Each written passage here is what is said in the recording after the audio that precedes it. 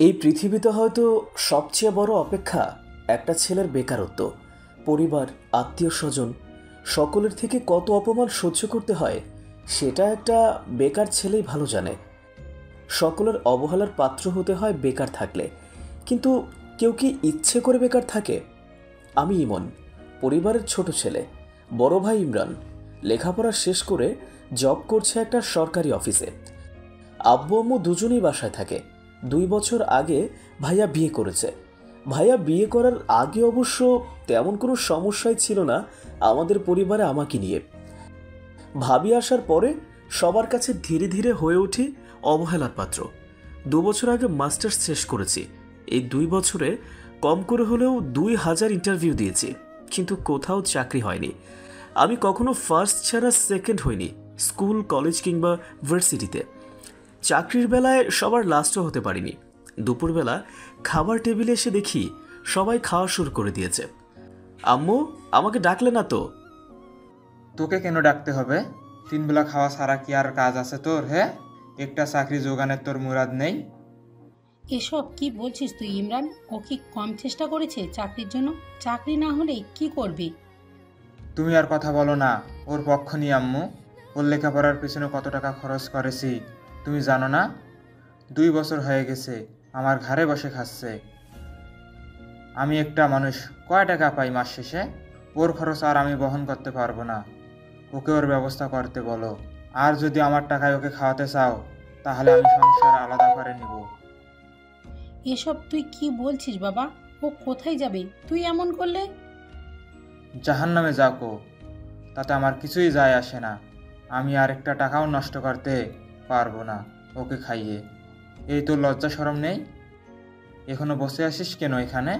নিজের ব্যবস্থা নিজে কর। আমার টাকায় তোর এই বাসায় খাওয়া হবে না। চুপচাপ সব শুনছি। আব্বুও ভাইয়ার সঙ্গ দেয়। আমার চোখ থেকে কয়েক ফোঁটা পানি মেঝেতে পড়ে। ভাবি আরও অনেক কথা বলে। আম্মু চুপ করে কান্না করছে।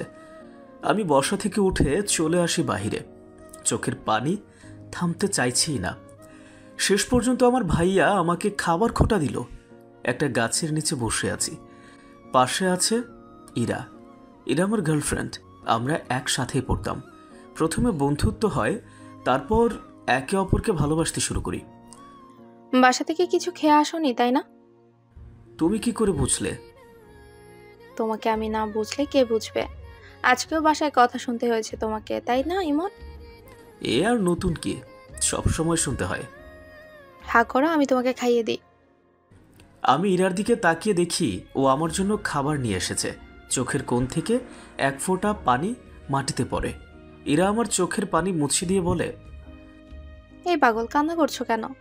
আমি আছি তো তোমার সাথে।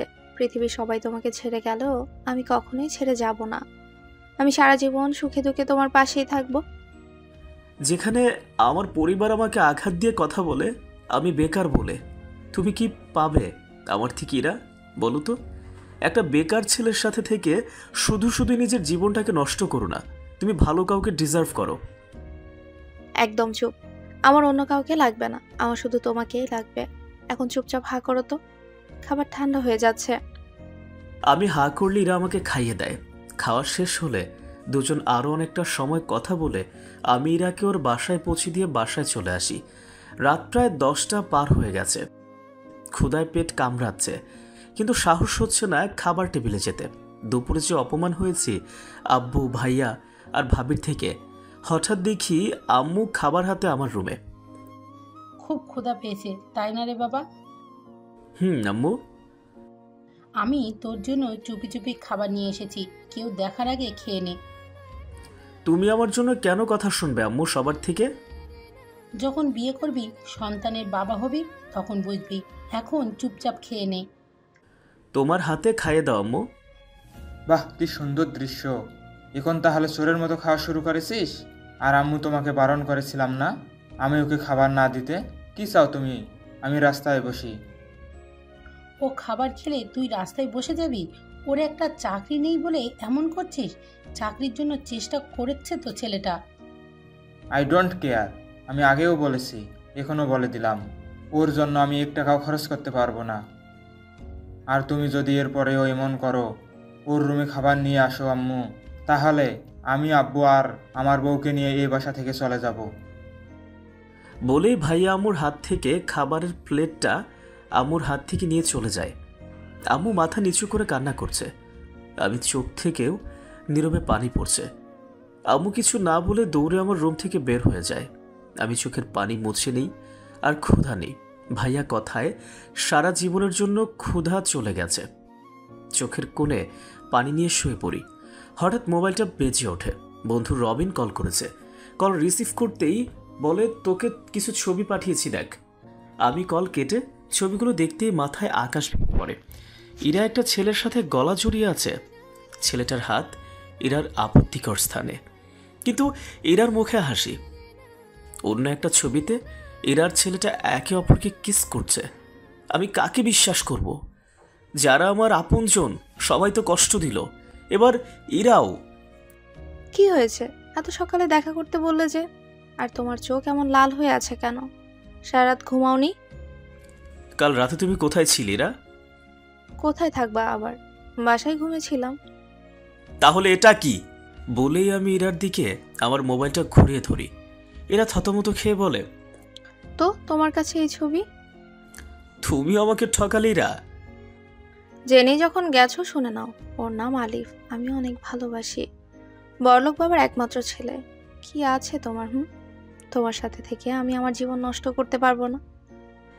আমি ইরার গালে থাপ্পড় দিয়ে বলি, আরে বেইমান, আরে আমি তো তোকে বলেছিলাম আমাকে ছেড়ে চলে যেতে। তখন তখন তুই কেন বলেছিলি যে সারা জীবন আমার পাশে থাকবি? এই তার নমুনা। তোমার এত বড় সাহস, তুমি আমার গায়ে হাত তুললে? সারা জীবন শুনে এসেছি যে চোরের মায়ের বড় গলা, আজ সেটা দেখেও নিলাম। আর কিছু না বলে আমি চলে গেলাম সেখান থেকে। বাসায় চলে আসি। এই যে জমিদার, কোথায় ছিলেন আপনি?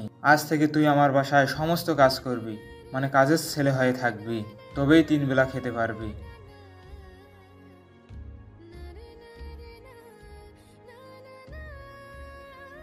এর আগেও অনেকবার বাসা থেকে চলে গেছিস, আবার ফিরে এসেছিস। চিন্তা করো না, এবার আর ফিরবো না। তুই কি পাগল হয়ে গেছিস? কি বলছিস এসব? কোথাও যাবি না। আম্মু, তুমি কি চাও তোমার ছেলে এই বাসায় থেকে রোজেদের কথায় মরুক?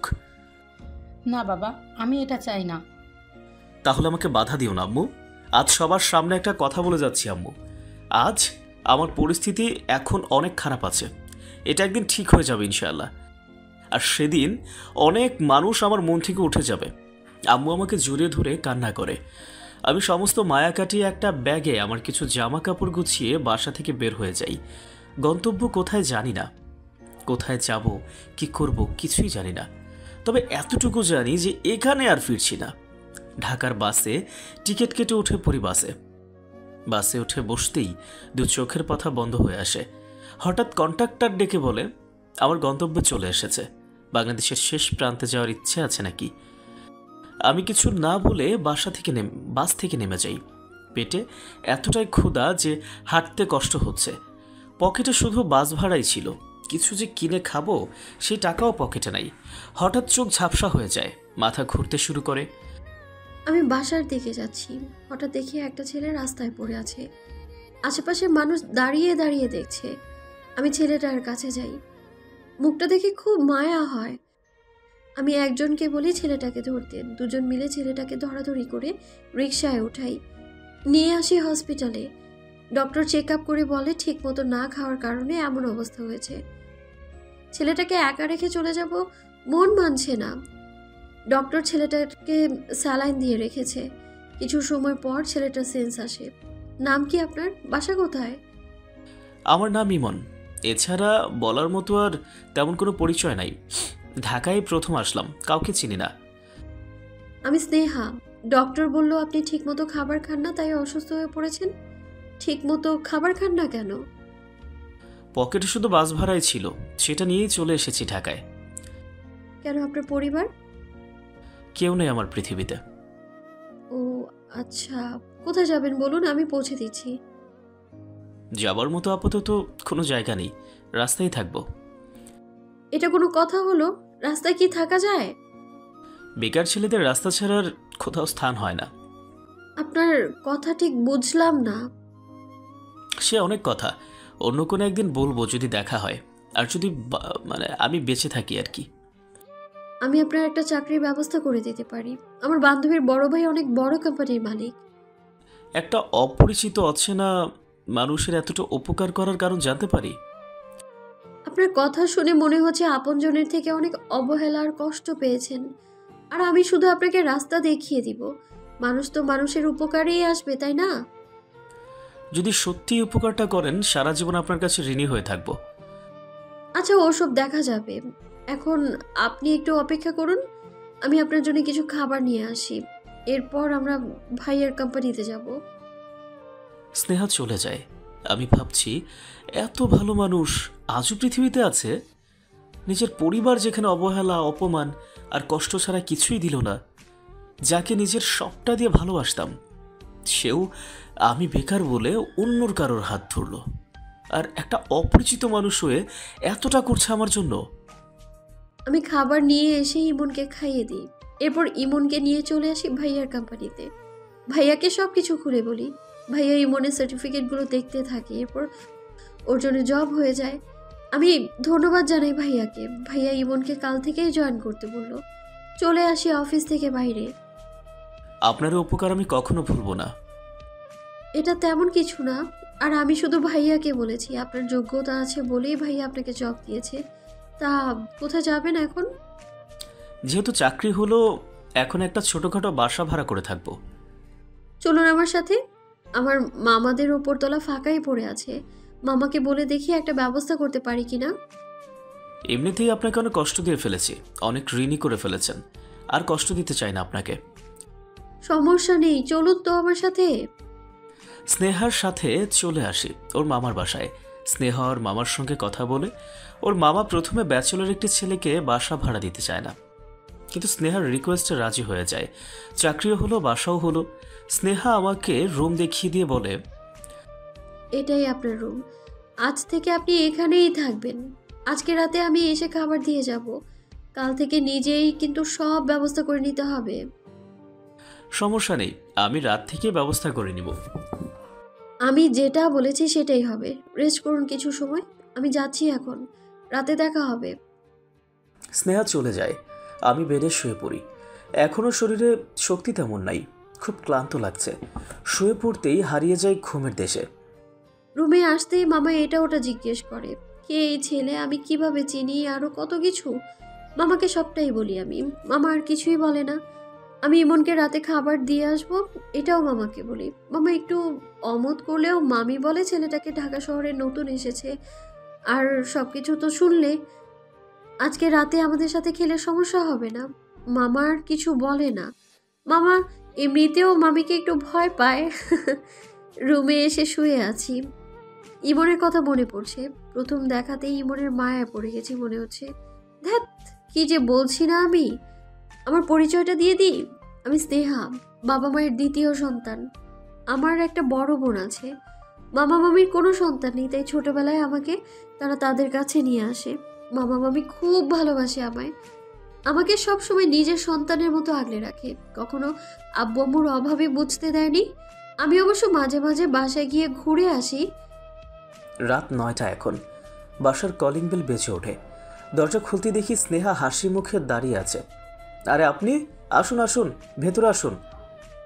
আপনাকে নিতে এসেছি, চলুন আমার সাথে। কোথায় যাব? ভয় পাচ্ছেন আমার সাথে যেতে? আরে না না, ভয় কেন পাবো? কোথায় যাব শুধু এটাই জানতে চাইছিলাম আর কি। মামি বলেছে আমাদের সাথে খাবেন আজকে। এখন চলুন তো। একটা অপরিচিত মানুষকে এত বিশ্বাস করা কি ঠিক হচ্ছে? আমি মানুষের চোখ দেখলেই তাকে চিনতে পারি। আপনার দ্বারা আমি বা আমার মামা মামির কোনো ক্ষতি হবে না। আপনি খুবই ভালো মানুষ আমি জানি। এখন চলুন। ক্ষুধা পেয়েছে খুব, তাই আর না করলাম না। স্নেহার সাথে চলে আসি ওদের মামার বাসায়। সবার সাথে কৌশল বিনিময় করি। এরপর তাদের সাথে রাতের খাবার খেয়ে নেই। খাবার শেষে তাদের সাথে কিছু সময় গল্প করি। একদিনে তাদের সাথে খুব ভালো একটা সম্পর্ক আমার হয়ে গেল। মনে হচ্ছে না যে তাদের আজ থেকেই চিনি। কালকে অফিসের প্রথম দিন, তাই লেট না করে এসে ঘুমিয়ে পড়ি। পরের দিন সকাল সকাল ঘুম থেকে উঠে ফ্রেশ হয়ে চলে আসি অফিসে। বস আমাকে নিজেই আমার সমস্ত কাজ বুঝিয়ে দেয়। আমি কাজে মন দিই। অফিসার বাসা করেই কাটতে থাকে দিন। মাঝে মাঝে এরার কথা খুব মনে পড়ে, কিন্তু ওর আমার সাথে করা বেইমানির কথা মনে করলেই ওর প্রতি পৃথিবীর সমস্ত ঘৃণা চলে আসে আমার ভেতর। ভাবি না আর আমাকে নিয়ে আগের কথা। ভেবেছিলাম তোমার বিরহ ব্যথায় কান্না করতে হবে সারা জীবন। বেশ করেছ, বুঝে নিয়েছ অল্পতেই আমি খুব সাধারণ আর তোমার যোগ্য না। আমাকে দিয়ে হবে না পূরণ তোমার সুখে কোটা। তাই তো নিজের স্বার্থে ভেঙে দিলে আমার সাথে এতদিনের সম্পর্ক। আজও আমার বুকে আছে তোমার দেওয়ার সেই দিনের কষ্ট। সাজাতে ব্যস্ত ছিলে তুমি নিজের সুখের ঘর। আমাকে নিয়ে ভাববার জন্য কখনো তোমার একটু হয়নি অবসর। আমার নাই দুঃখ, তুমি সুখে কিংবা দুঃখে থাকো ইরা। একা একা এখানে বসে কি করছেন? আরে আপনি? তেমন কিছু না, আজ অফিস অফ ডে, তাই গাছের নিচে বসে আছি। আপনি এখানে? এমনি হাঁটতে বের হয়েছিলাম, আপনাকে দেখে চলে আসলাম এখানে। সমস্যা হলে চলে যাচ্ছি। আরে না না, কি যে বলেন না, সমস্যা কেন হবে? আপনার জন্যই তো আজও বেঁচে আছি, নিজের পায়ে দাঁড়াতে পেরেছি। ওসব কথা থাক। তা সামনের দিকে কি ভেবেছেন নিজেকে নিয়ে? তেমন কিছু ভাবিনি, যখন যে পরিস্থিতি হবে সেটার সাথে মানিয়ে নিব। বয়স তো কম হচ্ছে না, নিজের জীবনকে নিয়ে একটু ভাবুন এখনই, নয়তো অনেক লেট হয়ে যাবে। এখন আর নিজেকে নিয়ে অতটা ভাবতে ইচ্ছে করে না। আপন মানুষরা যখন দিনের পর দিন কষ্ট দেয় তখন বেঁচে থাকার ইচ্ছাটা মরে যায়। আমি তো বেঁচে আছি তারপরও। আপনি কিন্তু এখনো বলেননি আপনার সাথে কি হয়েছে, কেন আপনি ঢাকায় আসলেন, আর আপনার ওই অবস্থায় বা কিভাবে হলো। বলবো একদিন, আজ থাক। আজ আপনার অফিস নেই আর আমারও কলেজ নেই, সো আজকেই বলতে হবে। স্নেহার জোরাজুরিতে আমি সব কিছু বলি। আমার পরিবার কি করেছিল আমার সাথে, ইরাকে যে ভালোবাসতাম সে কিভাবে ঠকিয়েছে আমাকে। আমার সব কথা শুনে স্নেহা বলে, আপনার কষ্টের অতীত মনে করিয়ে দিলাম, আই এম সরি। আরে সমস্যা নাই, আমি এখন আর ওসব নিয়ে কষ্ট পাই না। আপনি তো বললেন না যে আপনি আপনার বাবা মায়ের কাছে না থেকে মামা মামির কাছে কেন থাকেন? তেমন কিছু না, মামা মামির সন্তান নেই, আমরা দু বোন। মামা আব্বু আম্মুর কাছ থেকে আমাকে নিয়ে এসেছে। ও আচ্ছা আচ্ছা। তবে একটা কথা কি জানেন, আমার মামা মামি আমাকে তাদের নিজের সন্তানের মতো করেই ভালোবাসে, মানে বড় করেছে আমাকে, অনেক ভালোবাসে তারা। আমি একটু অসুস্থ হলে দুজনেই পাগল হয়ে যায়। আপনি অনেক লাকি, আরও কিছু সময় দুজনের মধ্যে আড্ডা হয়। দেখতে দেখতে আরও 3 মাস কেটে যায়। আমার কাজে খুশি হয়ে বস আমাকে প্রমোশন দিয়ে তার অফিসের ম্যানেজার করে দিয়েছে। থাকার জন্য একটা ফ্ল্যাট দিয়েছে, অফিসে যাওয়া আসা করার জন্য গাড়ি দিয়েছে। খুব ভালো মতোই চলছে অফিস। স্নেহার সাথে মাঝে মাঝে দেখা করতে যাই, ওই কল করে দেখা করতে বলে আর কি। আমাদের মাঝে একটা ভালো বন্ধুত্ব হয়ে গেছে। এখন আমরা একে অপরকে তুমি সম্বোধন করি। এই যেমন একটু আগে কল করে বলে